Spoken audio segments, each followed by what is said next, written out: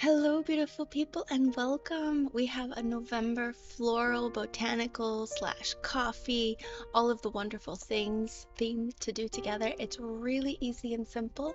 I do a cover page, a memories page, a calendar, and a weekly, all in less than 20 minutes. So if you're looking for something fast, easy, pretty, and girly, maybe this could be something that you could do. I'm using my colors of the World Crayola markers for all of the rose colors in the flowers, a couple of super tips for the leaves and berries, and then I do use one little Sharpie S note for some of the other accents, but pretty minimal.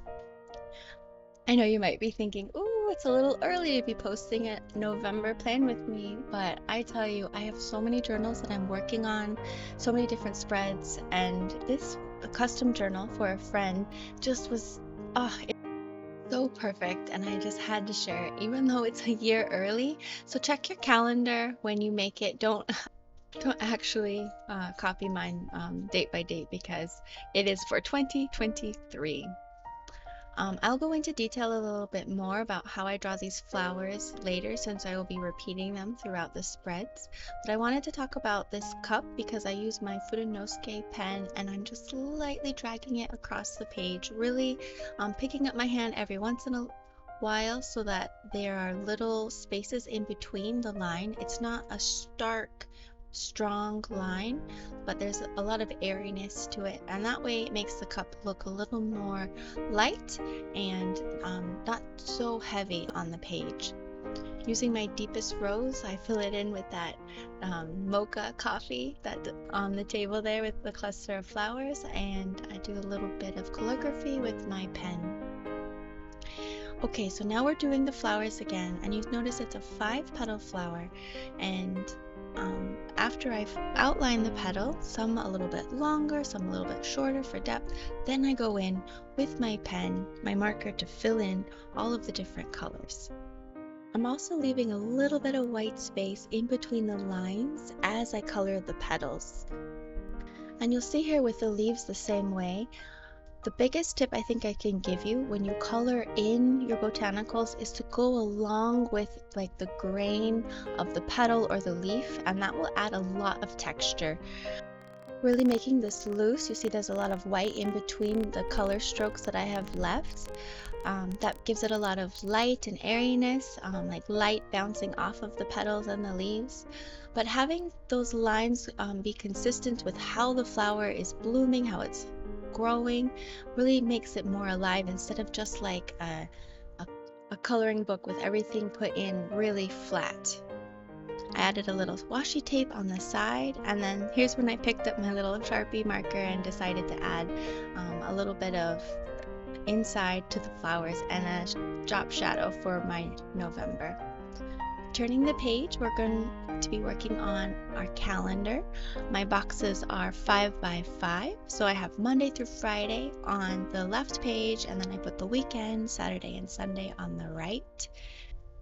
These boxes are pretty big, so you can write a lot of information in here.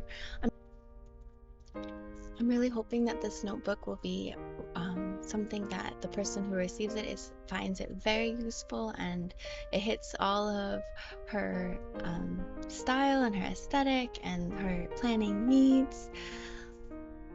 The calendar, instead of using my little black pen to write in the dates, I decided to go with that light gray and make big numbers inside of each box, and that way it's kind of an art piece itself.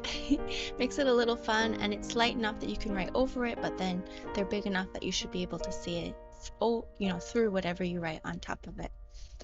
Adding the lightest rose color on top for the headers of the days, Monday through Sunday. I decided to go ahead with that Sharpie and also outline it as well. I'm using some new black pens. They're called Hethrone dual tip brush pens. I got a 12-pack from Amazon for pretty inexpensive, I think just a couple of bucks.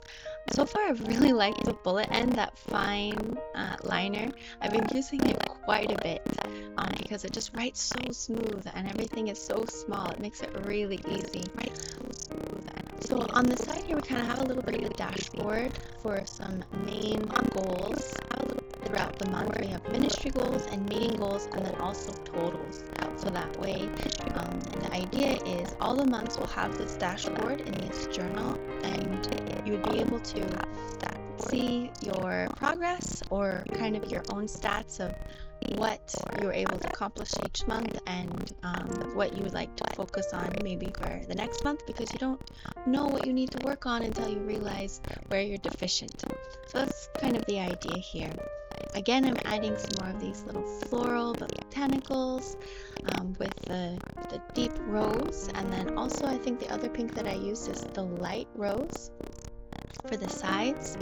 And like you can see, I draw out my petal and then I go in ahead and color it in, trying to follow the lines that the petal would naturally have.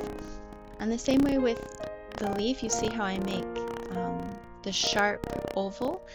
I make a line in the middle and then do a diagonal up one side and a diagonal up the other side. I'm doing a couple of little gray ferns, and then with my deepest rose I use for a couple of berries, just a few dots, and then connect the lines together. For our last page, we have our weekly, and this is a really simple 6-day weekly. We have Monday through Friday, and then the weekend is combined together. And really, the idea for this journal is that it's a Bible reading journal. So every day that she reads her Bible, she can write down something that she learned, or maybe quote a scripture that she really felt touched her heart. On the other side of the spread, for her week of her personal study, she can write her notes at the top.